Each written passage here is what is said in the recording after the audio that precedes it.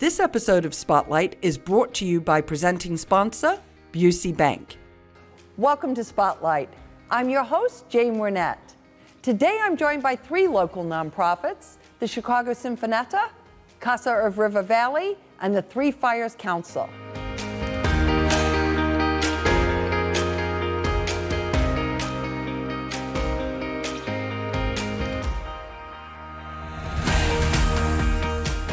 You're watching Spotlight, and joining me now from the Chicago Sinfonietta is Blake Anthony Johnson, and so nice to welcome you back to the set. Thank you for having me. Yeah, absolutely. Now, last year we were both celebrating our 35th anniversary. This year's your 36th season, so let's get a few highlights. Let's talk about the theme, what's going on. So the theme of our season is Resonate, and really what we're striving to do is be an orchestra and be in service to everyone in Chicago. And so you'll see new programs, you'll see a lot of new guest artists, but really the idea is just to keep people on their toes and really reimagine what they think of when they think of a symphonic experience. Okay, all right, that's kind of cool, right? Now you have been always performing, or for a long time performed at the Wentzell right here in Naperville. Mm-hmm. But you've also always performed as well in Chicago, but you've recently moved where you're located. So where are you and why is that important?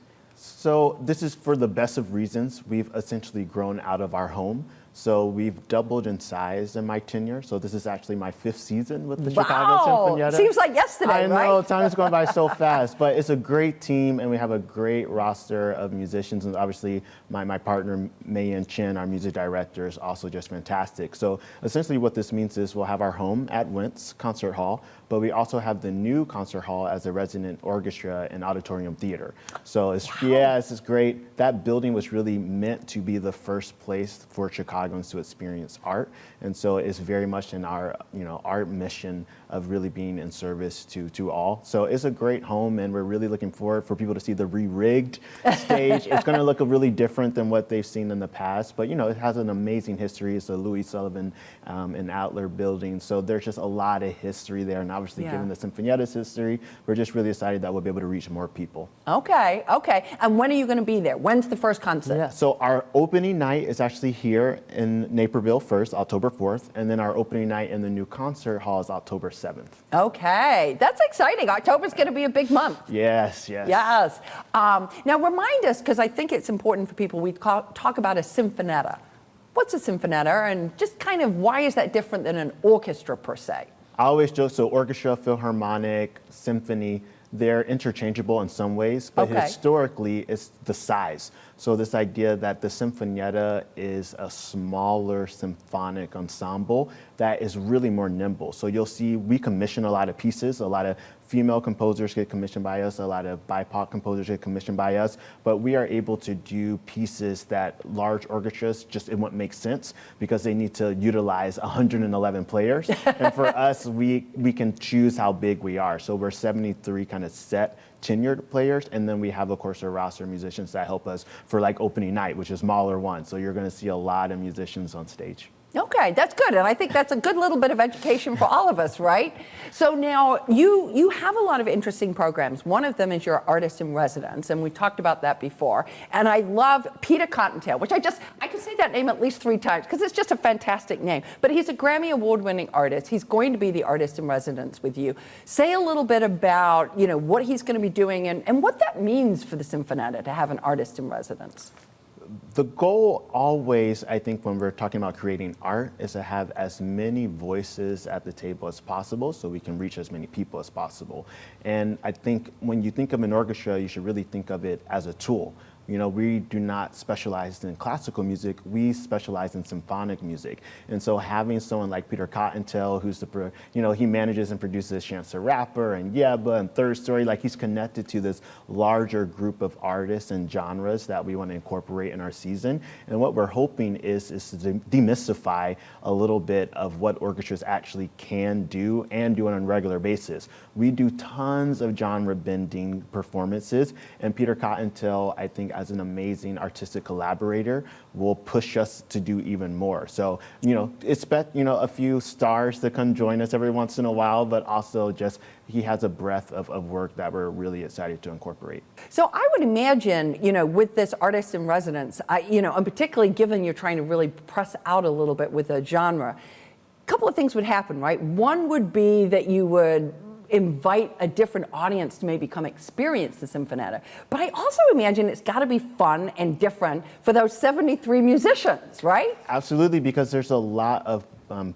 plug and play, if you will. We workshop a lot of pieces that the artist in residence is thinking about. We come up with really creative projects that they are really interested in, and they get real feedback. It's really rare for an artist, and especially a composer, to actually talk to an orchestra and say, what about my writing works? What doesn't? What can I do better? And so it's a learning curve for both parties. And I love it because it really demystifies what drives art, which is people. It's just people. Yeah, no, that's so interesting. And I do love that because I often wonder, like, if you were sitting in the audience and you hear your composition, not that I will ever have that experience, played, that's got to be an incredible thing. But then to actually hear what the musicians thought about it, was it easy, was it hard, was it difficult, all of that. And it might be simple things, for our last artist in residence, the concertmaster said, hey, this would be awesome if it was in a different key for these 20 reasons. And she said, I can do that. And so just simple things like that, it gives a lot of space to grow together.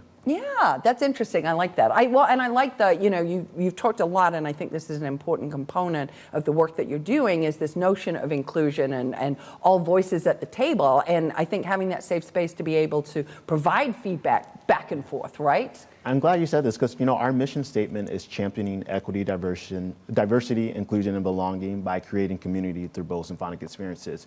And the focus really, obviously we want everything to be an experience, but that belonging piece is really important too. This idea that we don't just have a new composer come and we play their piece and then we say, okay, goodbye. Yeah. The Artist in Residence program really allows us to say, this is your home now, this concert hall is your home, this orchestra is your home, what can we create together? And I would say most amazing pieces that people hear come from that type of dynamic. Yeah, that's so interesting because I'm not sure how people would think. I think before you talked about it, I would think of an artist in residence just kind of almost like a guest, right? Yeah. Just a guest here and you're going to play and it's going to be cool. But that's a very different experience, the one you're describing. Especially, this season, a lot of what we're focusing on is immersion of new technology, immersion of new genres. So for instance, this last weekend, we had our music director, May-Yin, and our artist in residence, Peter Cottontail, get holograms made of them because you'll see some surprises this season of how do you deal with augmented reality and 360 and really using technology in creative ways. So when I say we do projects, everything from education programs to teach kids how to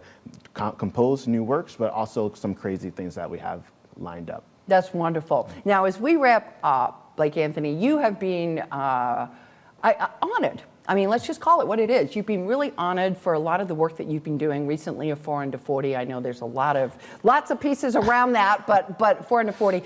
And I know that that's important.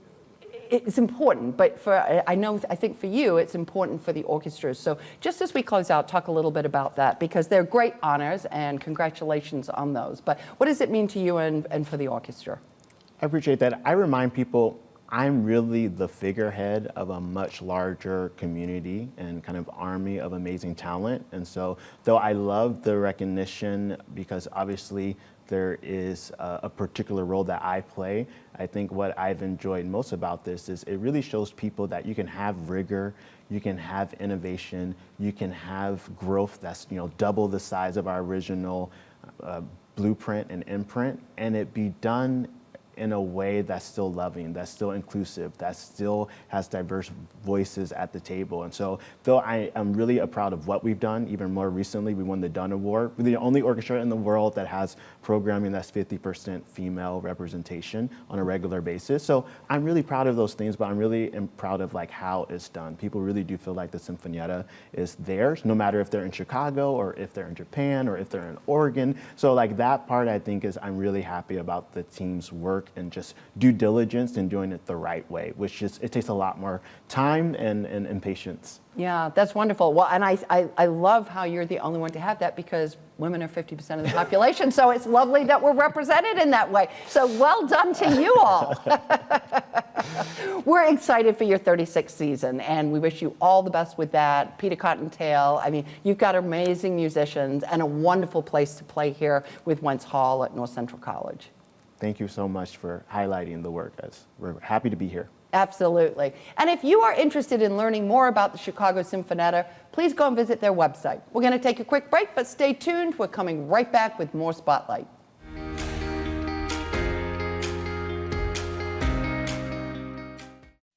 Growing your family, opening your own business, retiring to travel, leaving your legacy. At BSA Bank, we know there's a lot to look forward to and a lot of planning along the way.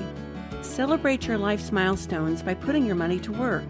BSA Bank, building business, growing wealth since 1868. Proud to be the official bank of the Fighting Illini. Member FDIC. We live in a safe community, but not a crime-free community. If you see something, say something. Be a Naperville Crime Stopper.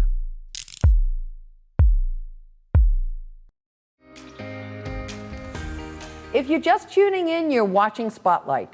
I'm your host, Jane Wernette, and joining me now from CASA of River Valley is Meg Pennington. Welcome to the show, Meg. Thanks for having me, Jane. Absolutely. Let's talk a little bit about CASA. What exactly does CASA stand for, and what does it do? So CASA stands for Court Appointed Special Advocate. We're a national organization, but CASA River Valley specifically encompasses the jurisdiction of Will and Grundy County, children in those areas. Our mission is to take volunteers from our local communities to work as an advocate for children that are in the judicial foster care system within those counties. Okay, and so that's kind of who you serve. Is there an age range with that, or is it all children? So the children that we serve range from the age of 0 to 21, and they are almost always typically in the foster care system. Okay, and is that's where they've been placed, yes? Correct. They've been placed through no fault of their own. Again, these children are victims of abuse and neglect, and unfortunately, they and their families are in really bad situations. And this is really when a CASA comes into play, to be, somebody that a child can count on. They can be really the voice for that child. Okay, so walk us through a little bit more, what a court-appointed advocate would do. Like, how would they engage with the child, and what's really kind of their key role? Okay, so a court-appointed special advocate, a CASA, is assigned to either a child or several children within a family once a case comes into the care of the court. And once the case comes into the care of the court, they're involved from start to finish throughout that entire judicial process. At a minimum, our volunteers visit with the children once a month. But that's at a very minimum. Our volunteers are so dedicated to these kids, and they are involved in so many different facets and aspects of their life. These children suffer from physical, emotional, social, educational, negative effects from what they've endured from their abuse and neglect. And a CASA is really there to help them get their life back together and to be a person of support, somebody that they can count on. I'm sure you've heard, countless stories of the child welfare system. Caseworkers are going in and out. They're, maybe in multiple placements. And we ask our advocates to serve for the duration of a child's case, which on average can last about 2 years. So they could really be a source of consistency and support for that child who has a, ranging, cast of people coming in and out of their lives. Okay, and so they're really, as you're describing that, Meg, it sounds like, so they're really on the side of the child, no matter what. Correct. That's their job. One of our things that we pride ourselves on is we are for the child, and we also consider ourselves to be the eyes and ears of the judge who is responsible for overseeing their case. In addition to giving the judge a report on how the child is doing, how the child's family and parents are doing, we are also in frequent contact with not only their foster parents or their biological parents, but we're in frequent contact with their schools, their doctors, their counselors, We are in frequent contact with the service providers for the parents who are trying to do services to get their children back home with them.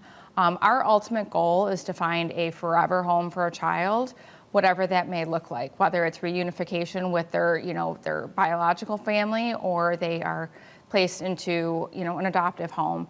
But our goal is to really seek out what is best for that child. That's a big responsibility. Our advocates do take on a lot of responsibility in this role, but they have the heart of angels. They are so dedicated to the children that we serve. We are really, really fortunate to have our volunteers because they're truly the heart of CASA. Okay. And, I would imagine there's some training that goes with that. There is. Our advocates do undergo an initial 2.5 week training. It's about 30 to 33 hours, which seems to be a lot, but it really is not at all. It's actually a really great training if you learn a lot, definitely, and it really equips you to work with these children and their families to really seek out the best possible outcome for them. Okay. Now, like all things, it costs money. So where does the funding for CASA come from? So CASA is a nonprofit organization, so we really rely on individual donors, largely on grants and fundraisers. We just had a big fundraiser this past weekend. We had CASA, our first annual Boots and Barbecue event, and our biggest fundraiser is coming up the first weekend of December. That is our CASA Christmas Express train ride. This is our 15th year doing the train ride, and it's a really, really great way for people in the community to come out and support CASA and have a really great time with their kids and family. Yeah, I would, I think that really does kind of speak to it takes a village, right? I mean, you're really extending the village around the children. Well, and especially post-COVID, we really need to make that village a lot bigger. Right now, we have over 100 volunteers, and we're currently serving about 375 kids in Will and Grundy County. But unfortunately, that is only about 60% of the children within those areas that could benefit from having a CASA to serve as their guardian ad litem. So in order to be able to serve all of the kids and get to 100% of the children who are able to have a CASA assigned to their case, we desperately need more volunteers. Okay, so say a little bit more about that. If I was listening to you, Mag, and I thought, gosh, I'm at a place in my life where I'm able to give that kind of time, what would I do? Well, the first thing you can do is go to our website. I know that's going to be included in this video, and right off the bat, you have an application that you can fill out. It's an online application, and then there is a interview, a background check, but one of the things that you should know about being a CASA volunteer is it really doesn't take that much time. We really ask our volunteers to give about, on average, 5 hours a month, and oftentimes it's a lot less, but really we just ask our volunteers to meet at a minimum for an hour each month with the kids. And when I say meet with the kids, you're not doing anything strenuous. You're baking cookies. You're playing soccer outside in the backyard. You're reading a story, or my favorite, you're snuggling little babies. That's really enjoyable. But it's really, most of our volunteers, we actually have a very large percentage of our volunteers that work full-time, they have families. So it's not something that, the volunteers, it's not a crazy time commitment for them to, feel Don't like they have to be retired. complete. You can still fit that into your regular volunteering Exactly, time. exactly. Okay. And I would imagine there's a lot of positive feedback on that from the volunteers. There's so much positive. Our volunteers are very, very loyal to our program. I can't speak for other CASA programs, but I know CASA River Valley in general, we place such value on our volunteers, and we really offer a lot of different benefits to our volunteers. We offer a lot of continuing education. We offer volunteer events. We have a quarterly book club that meets, and it's a really great group. We're very fortunate to have the volunteers that we have. No, that's wonderful. And you obviously are championing hard on behalf of those that can't champion for themselves. So we thank you for that service. Yeah, thank you for letting me speak about our organization. Absolutely. And to find out more about CASA of River Valley, please go and visit their website. We're going to take a quick break, but we'll be right back after a few short messages.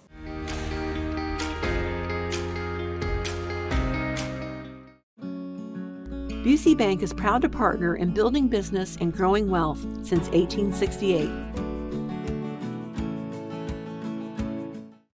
Stay in the know at home or on the go with NCTV 17 News Update.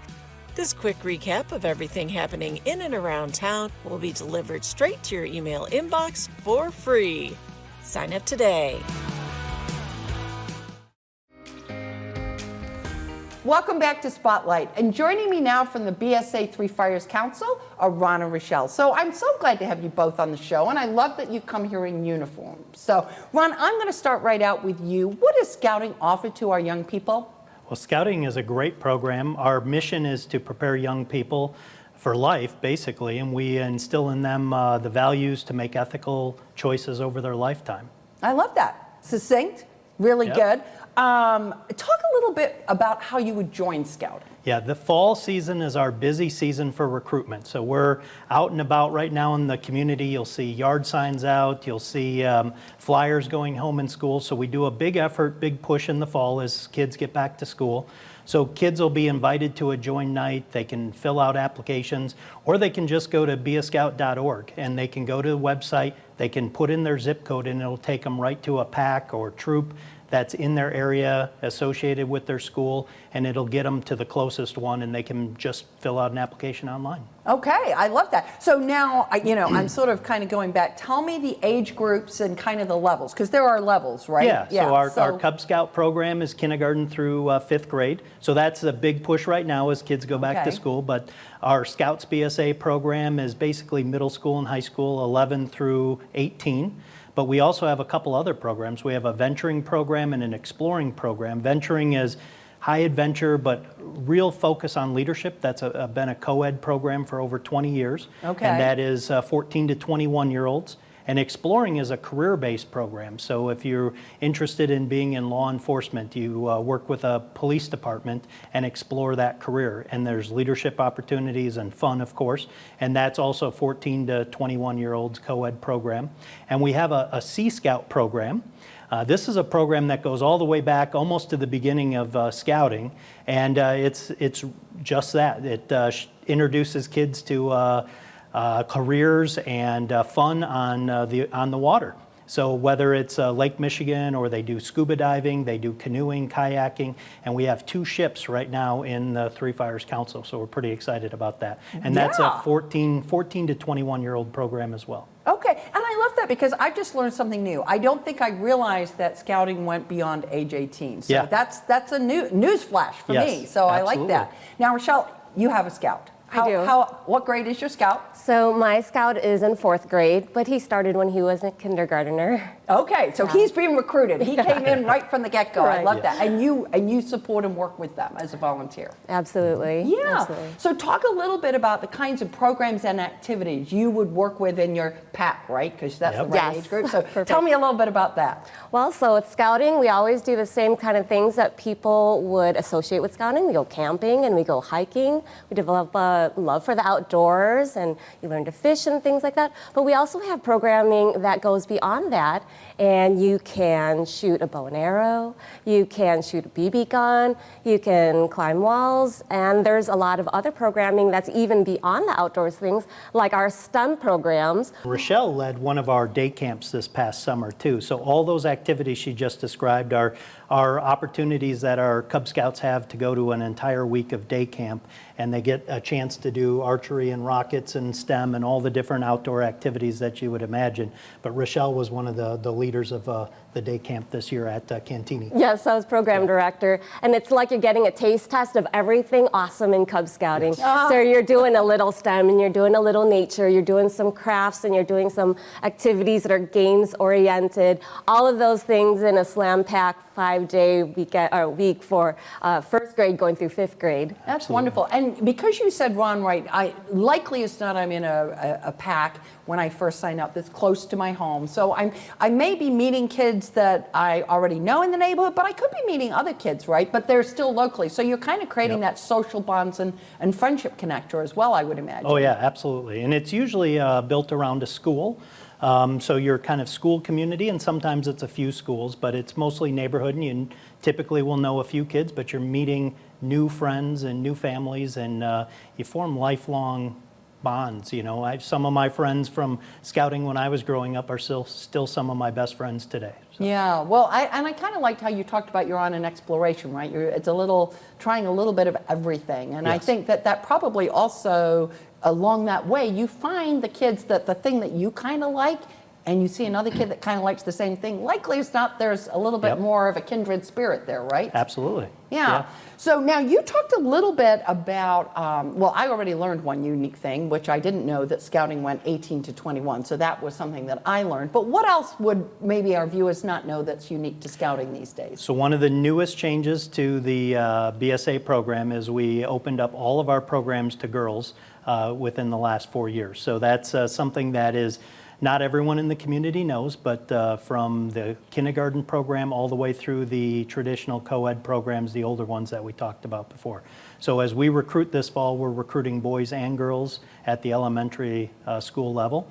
And then the Sea Scout program is a unique one. The STEM programs that Richelle talked about, those are all things that are embedded into the program. And then we like to call it fun with a purpose, but we're, can't tell the kids, but they're learning leadership and they're learning character as they do really fun activities. And that's what we strive to do at all levels and make it age appropriate at every level. Yeah, well, I like that. And I would imagine, too, that if you've got, a daughter and a son that maybe are only 2 grades apart, they could be in the same activity together. And I think these days, trying to find things that are family-friendly, where we're kind of all in it together, that's probably very nice. Yeah, right? It's a great dynamic now.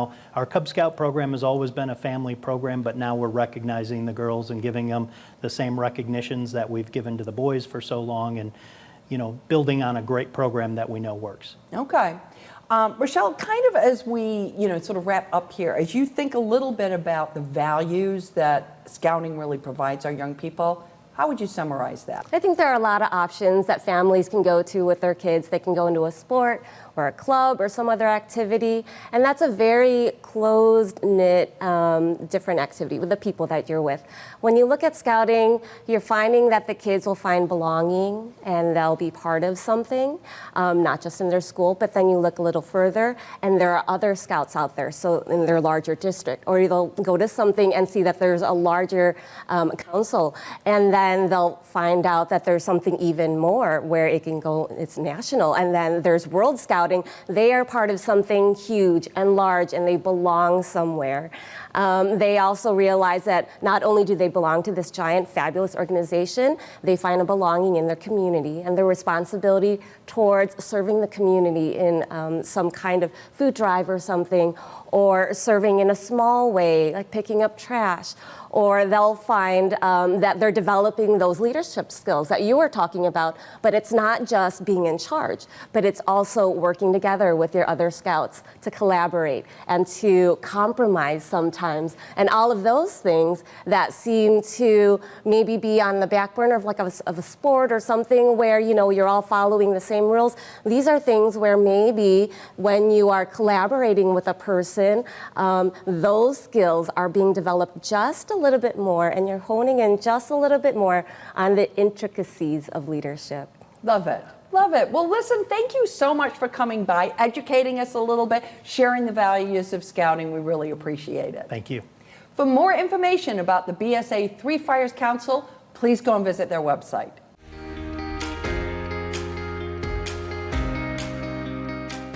I'd like to thank all of my guests for joining us on Spotlight, and our friends at BSA Bank for their generous sponsorship of today's show. To learn more about the organizations featured on this episode, please visit our website at nctv17.org. And to stay informed about what's happening in our community, sign up to receive our daily news update and like and follow us on social media. For Spotlight, I'm Jane Wernette. Thanks for watching. This episode of Spotlight is brought to you by presenting sponsor, BSA Bank.